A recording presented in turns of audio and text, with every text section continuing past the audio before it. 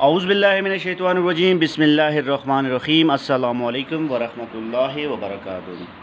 Students, आपको नूर school and college के Google classroom में खुशामदीद कहते हैं।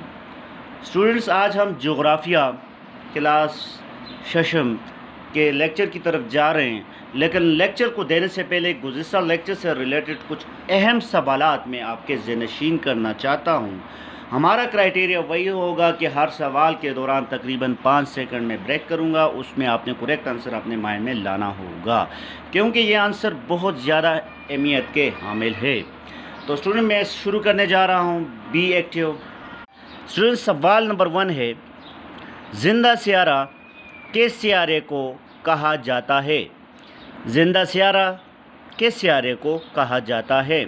आपको पता है कि दुनिया में कायनात में 8 बड़े सियारे हैं, और 8 बड़े सियारों में वो कौन सा सियारा है जहां पर ज़िंदगी मौजूद है? आई थिंक आपके माइंड में करेक्ट आंसर आया होगा।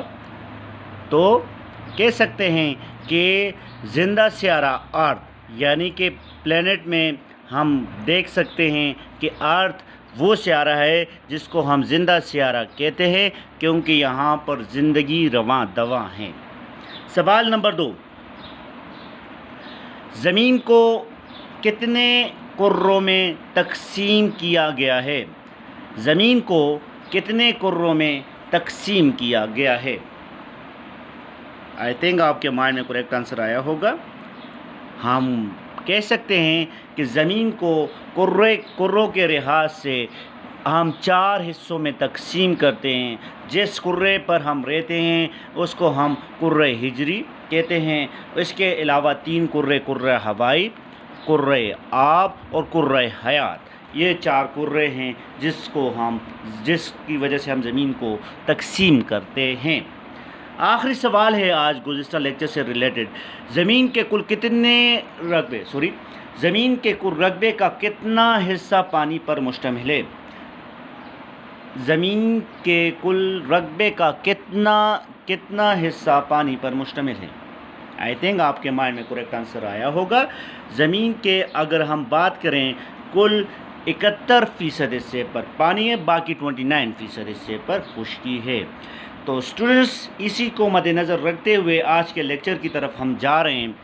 आप पेंसिल अपने हाथ में लें और जो भी न्यू टर्मिनोलॉजी है तो आप उसको अंडरलाइन करें, या मैं साथ में बताता भी जाऊंगा, और आप लोगों ने क्या करना है, इसको आप लोगों ने अंडरलाइन करना है। तो स्टूडेंट्स, अपनी किताबें खोलें। स्टूडेंट्स, ज़मीन बहैसियत इंसान का घर, आज इसका दूसरा लेक्चर हम देने जा रहे हैं। इस लेक्चर में हम बताएंगे आपको इंसान और माहौल का ताल्लुक़। आप इंसान और माहौल का बहुत गहरा ताल्लुक़ है। स्टूडेंट्स, माहौल कहते किसको हैं? हमारे गिरदो नवा में जितनी भी चीज़ें हैं ये हमारे माहौल का हिस्सा हैं। ठीक है, इंसान और माहौल का आपस में क्या ताल्लुक़ है? बहुत गहरा ताल्लुक़ है। अगर हम बात करें तबई माहौल के बड़े अनासर, यानी आबो हवा, तबई नकूश, यानी तबई से मुराद ज़मीनी नकूश यानी फ़िज़िकल नकूश, तबई नकूश पानी, नबातात यानी पौधे और दीगर जानदार ना सिर्फ एक दूसरे से गहरा ताल्लुक़ रखते हैं, बल्कि ये इंसानी ज़िंदगी पर भी नहायत गहरे असरात मुरतब करता है। इससे हमें पता चला कि इंसान और माहौल का आपस में क्या ताल्लुक़ है? बहुत गहरा ताल्लुक़ है। इसमें अगर बात करें तो क्या क्या चीज़ें? आबो हवा, एटमॉस्फेयर, हमारा प्लेनेट, हमारी ज़मीन वो वाहिद सियारा है जहाँ पर आबो हवा का एक गुलाफ है, जो कि बाकी सियारों में ना होने की वजह से वहाँ पर ज़िंदगी नहीं है। हमारे प्लेनेट, हमारे ज़मीन पर आबो हवा का एक गुलाफ है, जिसकी वजह से यहाँ पर ज़िंदगी मौजूद है। बाकी प्लेनेट पर क्यों नहीं? क्योंकि वहाँ पर एटमॉस्फेयर का गुलाफ नहीं है। क्योंकि कुछ सियारे ऐसे हैं कि जहाँ पर काफ़ी ज़्यादा सर्दी है, कुछ सियारे ऐसे हैं कि जहाँ पर बहुत ज़्यादा गर्मी है, क्योंकि वहाँ पर एटमॉस्फेयर का गुलाफ यानी कि वो लेयर नहीं है, जिसकी वजह से वहाँ पर ज़िंदगी मौजूद हो। तो हमें यहाँ पे पता चला انسان اور ماحول کا آپس میں کیا ہے؟ گہرا تعلق ہے۔ اب اسی کو لے کر آگے جاتے ہیں، آب و ہوا اور انسان۔ میں آپ کو بتا چکا ہوں کہ ہماری زمین ہمارے چیپٹر کا نام ہے زمین بحیثیت انسان کا گھر۔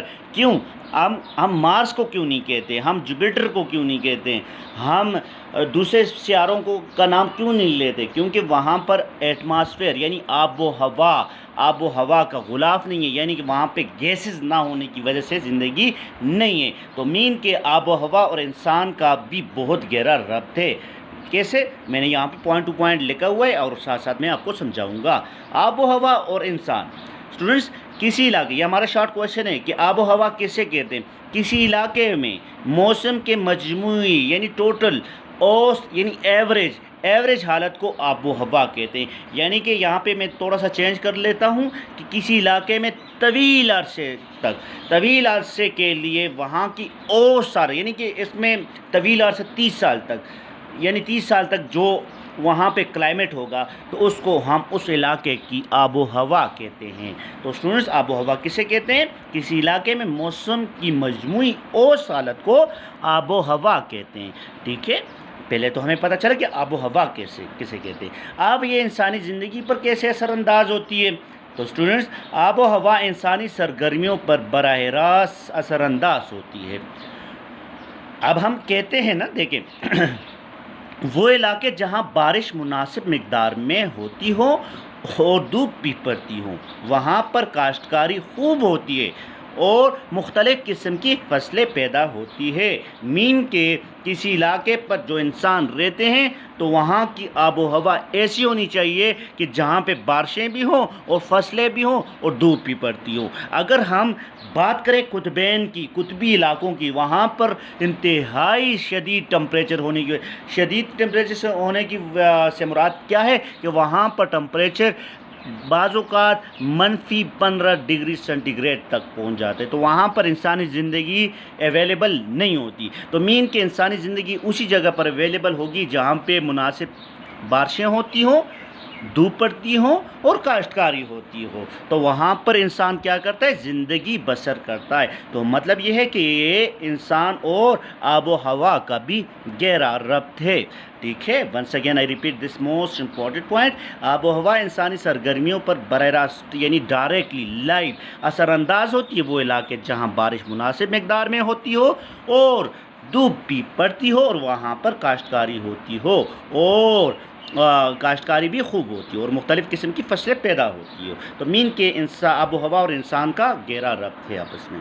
اسٹوڈنٹس پوائنٹ نمبر 2 میں دیکھیں تو وہ علاقے جہاں یا تو بہت سخت سردی پڑتی ہو، سخت سردی سے مراد میں نے آپ کو بتا دیا، اگر ہم قطبی علاقوں کی بات کریں، یہ میں آپ کو پچھلے لیکچر میں بھی بتا چکا ہوں، قطبین پہ کافی زیادہ برف ہوتی ہے، شدید قسم کی آب و ہوا ہوتی ہے، تو اس وجہ سے وہاں پر زندگی اویلیبل نہیں ہوتی۔ تو وہ علاقے جہاں یا تو بہت سخت سردی ہو یا گرمی ہو۔ سخت سردی کی بات ہو تو آپ کے مائنڈ میں ڈائریکٹ قطب شمالی اور قطب جنوبی کے علاقے آ جاتے جہاں پہ شدید برف باری ہوتی ہے، اور گرمی کی بات کریں تو خط استوا کے عین اس علاقے پر جہاں پر سورج کی روشنی سیدھی ڈائریکٹ پڑتی ہے یعنی سخت گرمی پڑتی ہے، تو وہاں پر بھی انسانی زندگی اویلیبل نہیں ہوتی۔ تو مین کہ انسانی زندگی کے لیے معتدل آب و ہوا کی ضرورت ہوتی ہے۔ تو student once again I repeat this important point, وہ علاقے جہاں یا تو بہت سخت سردی ہو یا گرمی ہو، کاشتکاری یا دوسرے انسانی سرگرمیوں کے لیے موزوں نہیں ہوتے۔ مین کہ انسان نہ سخت سردی میں رہ سکتا ہے اور نہ سخت گرمی میں۔ انسان کے لیے کون سا موسم اچھا ہے؟ معتدل، یعنی کہ برابر ہو، جس میں اتنی سردی بھی نہ ہو، جس میں اتنی گرمی بھی نہ ہو۔ ٹھیک ہے، سردی کی بات آئے تو آپ کے مائنڈ میں قطب شمالی اور قطب جنوبی کے علاقے اور سطح سمندر سے کافی بلند علاقے آنے چاہیے۔ اگر ہم گرمی کی بات کریں تو آپ کے مائنڈ میں ڈائریکٹ خط استوا پہ واقع ممالک اور علاقے آنے چاہیے جو علاقے خط استوا پر ہوتے ہیں۔ خط استوا آپ کو پتہ ہے 1 ڈگری، میں نے آپ کو پہلے لیکچر میں بتا دیا تھا کہ خط استوا پر گرمی کافی ہوتی ہے کیونکہ وہاں پر سورج کی شعاعیں بالکل سٹریٹ پڑتی ہے، جس کی وجہ سے وہاں پر گرمی کی شدت کافی زیادہ ہوتی ہے۔ اس کے ساتھ ساتھ آب و ہوا انسان کے رہن سہن پر بھی بہت اثر انداز ہوتی ہے، جہاں پر انسان اپنا قیام و طعام کرتا ہے تو اس پر بھی آب و ہوا کا بہت گہرا اثر رکھتا ہے. ٹھیک ہے اسٹوڈنٹس، تو مین کے آب و ہوا اور انسان کی زندگی کا گہرا ربط ہے. اس کے بعد اگلا اہم پوائنٹ ہے طبعی خط و حال. طبعی خط و حال ظاہری شکل و شباہت کو کہتے ہیں، یعنی ظاہری شکل و صورت کو کہتے ہیں. تو اسٹوڈنٹس اگر ہم زمین کی بات کریں تو ہماری زمین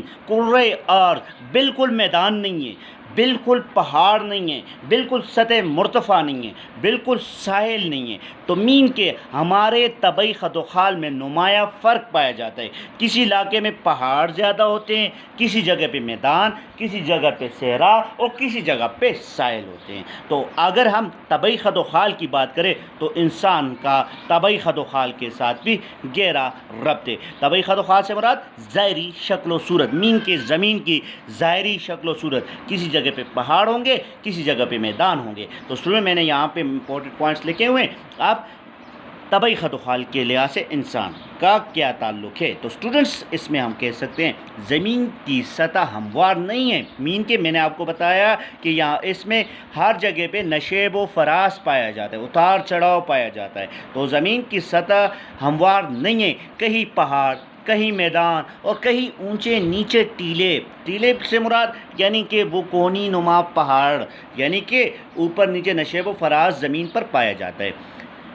یہ سارے خط و خال انسانی سرگرمیوں پر یعنی انسانی ایکٹیویٹی پر گہرے اثرات ڈالتے ہیں. میں نے آپ کو بتا دیا کہ اگر ہم فصل کے لحاظ سے زمین کی بات کریں تو اس کے لیے میدانی زمین کافی موزوں ہوتی ہے. مین کے میدانوں میں میدان کافی زرخیز ہوتے ہیں اور وہاں پر بہت سی قسم کی فصلیں بھی اگ سکتی ہیں. تو مین کے ہماری زمین ناہموار ہے، تو اسی وجہ سے یہاں پر زندگی مختلف ہے ایک دوسرے سے.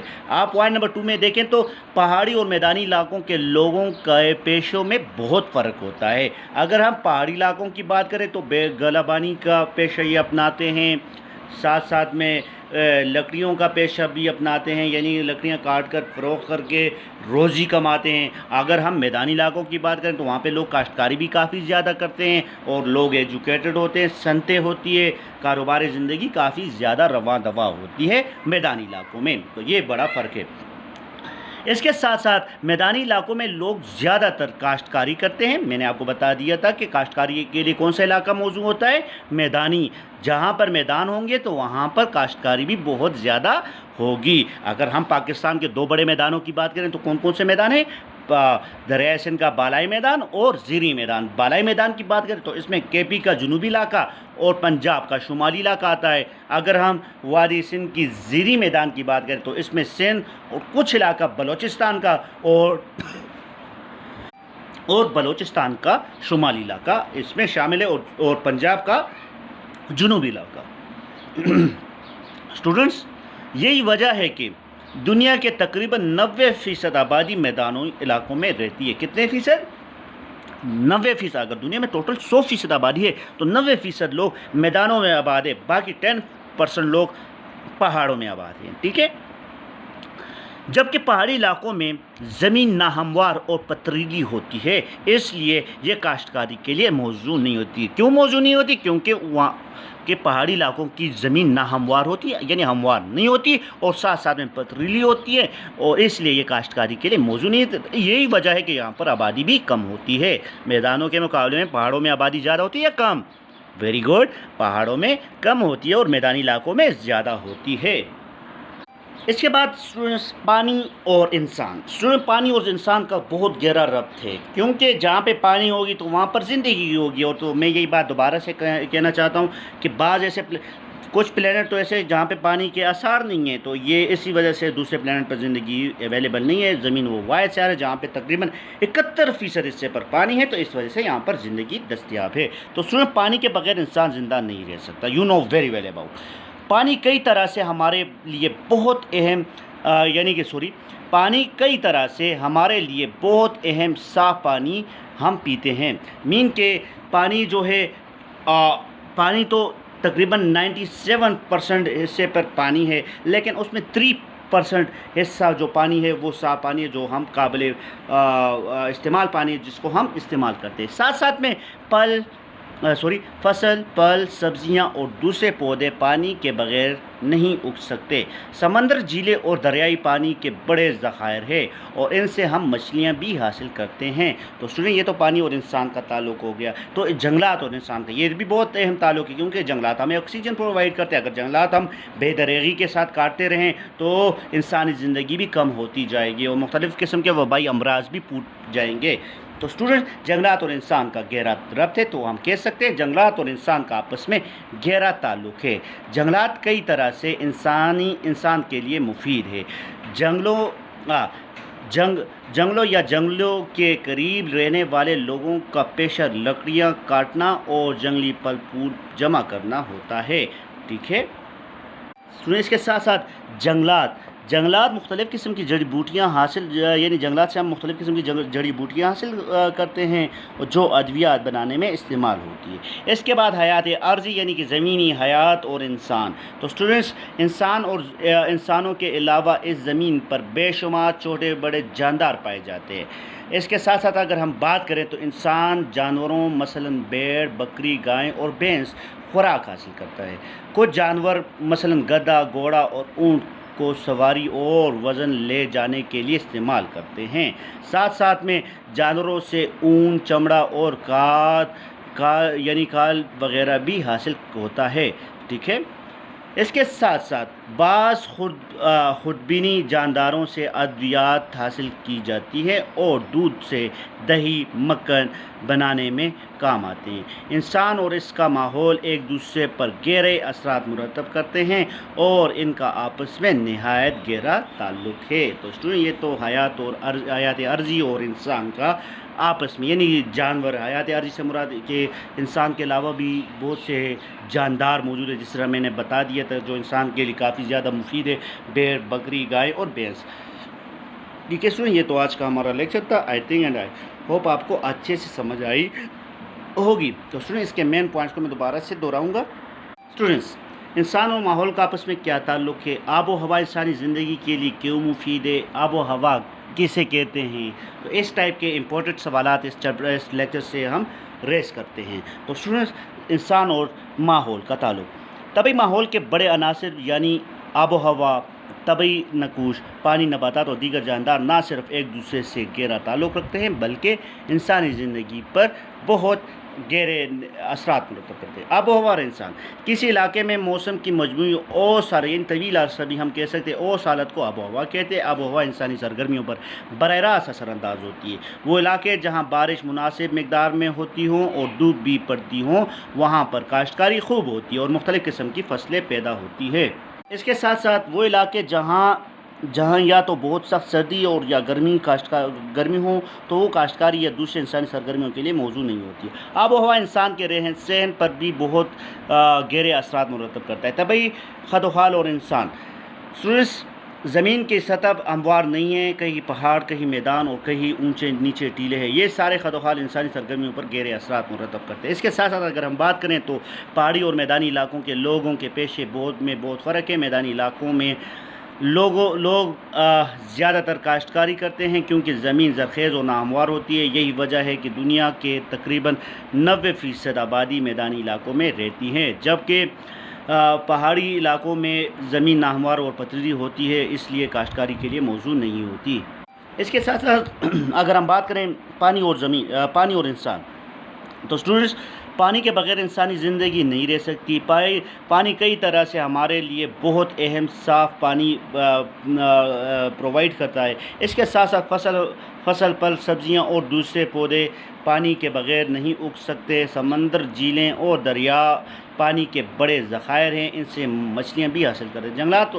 जंगलात और इंसान की बात करें तो जंगलात और इंसान का आपस में गहरा ताल्लुक़ है। जंगलात कई तरह से इंसानों के लिए मुफीद होते हैं। जंगलों के करीब रहने वाले लोगों का पेशा लकड़ियाँ काटना है, जंगली फल फूल जमा करना होता है। इसके साथ साथ अगर बात करें तो जंगलात से मुख्तलिफ़ किस्म की जड़ी बूटियाँ हासिल होती हैं और जो अद्वियात बनाने के लिए इस्तेमाल होती है। इसके साथ साथ हयात अर्ज़ी और इंसान की बात करें तो नबातात और इंसानों का गहरा ताल्लुक़ है। ठीक है, student once again repeat this, نباتات اور انسانوں کے علاوہ اس زمین پر بے شمار چھوٹے بڑے جاندار پائے جاتے ہیں۔